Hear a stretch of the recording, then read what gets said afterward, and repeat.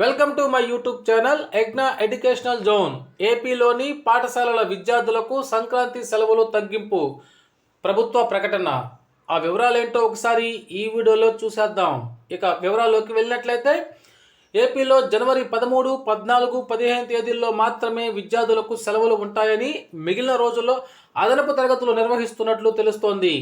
మార్చి 15 నుంచి 31వ తేదీ వరకు 10వ తరగతి పబ్లిక్ పరీక్షలు జరుగుతున్నట్లు ఇటీవల విద్యాశాఖ మంత్రి నారా లోకేష్ గారు వెల్లడించారు. రోజు విడిచి రోజు పరీక్షలు నిర్వహించనుండటంతో విద్యార్థులు మంచి ప్రదర్శనకు అవకాశం ఉంటుందని ఏపీ ప్రభుత్వం అభిప్రాయపడుతోంది. విద్యార్థులు వారి తల్లిదండ్రుల నుంచి అసంతృప్తి వ్యక్తమవుతుంది. సాధారణంగా సంక్రాంతి సందర్భంగా 10 రోజులకు పైగా సెలవులు ఉండేవి.